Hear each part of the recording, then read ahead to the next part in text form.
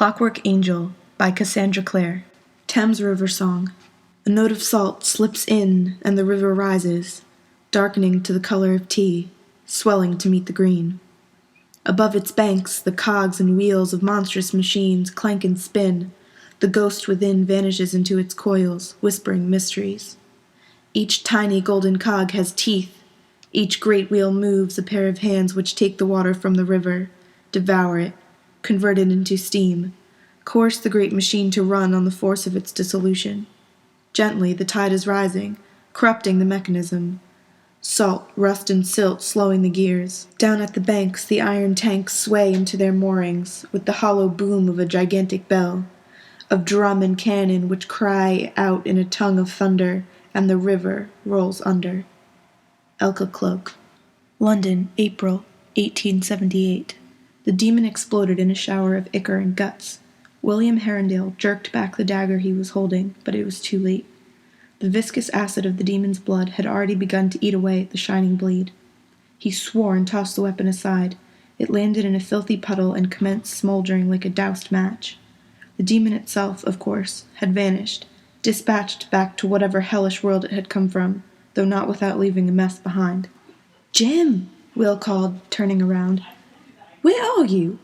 Did you see that? Killed it with one blow, not bad, eh?" But there was no answer to Will's shout. His hunting partner had been standing behind him in the damp and crooked street a few moments before, guarding his back. Will was positive, but now Will was alone in the shadows. He frowned in annoyance. It was much less fun showing off without Jem to show off too. He glanced behind him to where the street narrowed into a passage that gave onto the black, heaving water of the Thames in the distance. Through the gap Will could see the dark outlines of docked ships, a forest of masts like a leafless orchard. No Jem there. Perhaps he had gone back to Narrow Street in search of better illumination. With a shrug, Will headed back the way he had came. Narrow Street cut across Limehouse, between the docks beside the river and the cramped slums spreading west towards Whitechapel.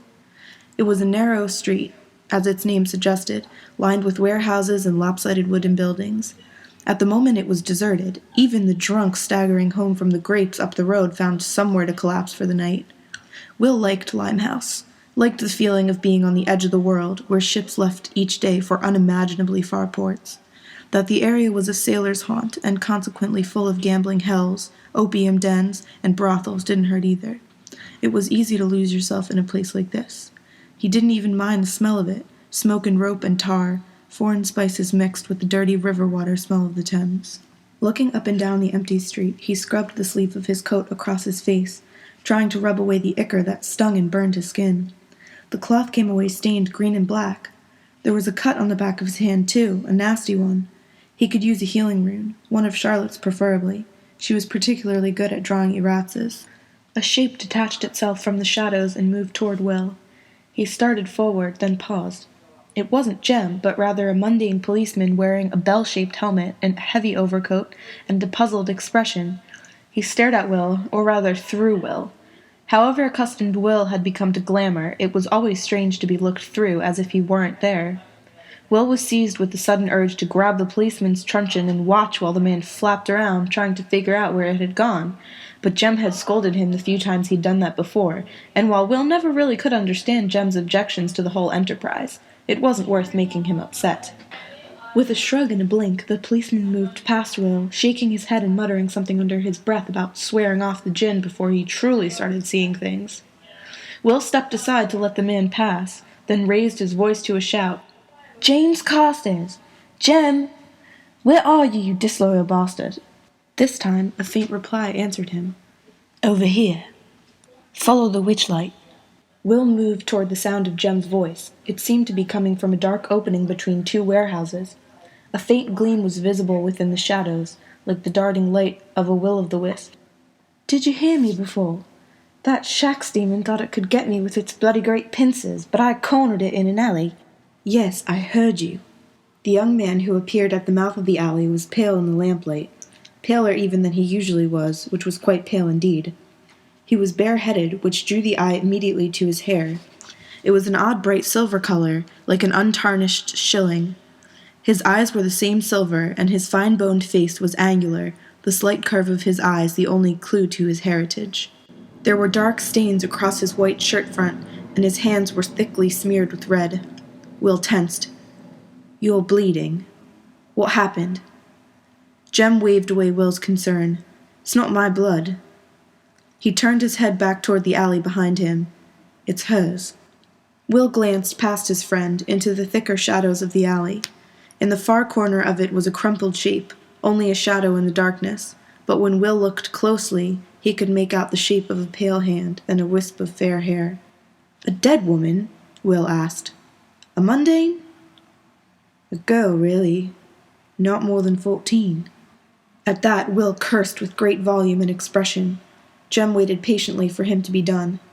"If we'd only happened along a little earlier," Will said finally. "That bloody demon! That's the peculiar thing. I don't think this is the demon's work." Jem frowned. "Shax's demons are parasites, brood parasites. It would have wanted to drag its victim back to its lair to lay eggs in her skin while she was still alive. But this girl, she was stabbed repeatedly, and I don't think it was here either.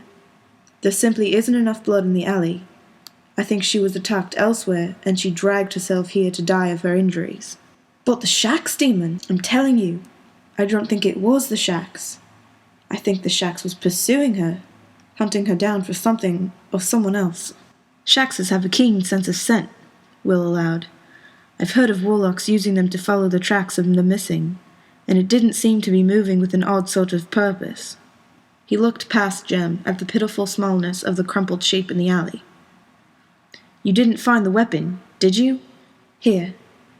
Jem drew something from inside his jacket, a knife wrapped in white cloth.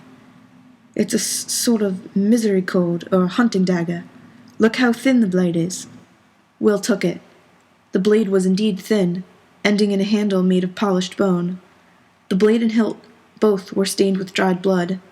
With a frown he wiped the flat of the knife across the rough fabric of his sleeve, scraping it clean until a symbol, burned into the blade, became visible. 2 serpents, each biting the other's tail, forming a perfect circle. "Ouroboros," Jem said, leaning in close to stare at the knife. "A double one. Now, what do you think that means?" "The end of the world," said Will, still looking at the dagger, a small smile playing about his mouth. "And the beginning." Jem frowned. "I understand the symbology, William. I meant, what do you think its presence on the dagger signifies?" The wind off of the river was ruffling Will's hair. He brushed it out of his eyes with an impatient gesture, and went back to studying the knife. "It's an alchemical symbol, not a warlock or a downworlder one. That usually means humans, the foolish, mundane sort who think trafficking in magic is the ticket for gaining wealth and fame. The sort who usually end up in a pile of bloody rags inside some pentagram." Jem sounded grim. "The sort who like to lurk about the downward parts of our fair city." After wrapping the handkerchief around the blade carefully, Will slipped it into his jacket pocket. "Do you think Charlotte will let me handle the investigation?" "Do you think you can be trusted in Downworld? The gambling hells, the dens of magical vice, the women of loose morals." Will smiled the way Lucifer might have smiled moments before he fell from heaven. "Would tomorrow be too early to start looking, do you think?" Jem sighed. "Do what you like, William. You always do."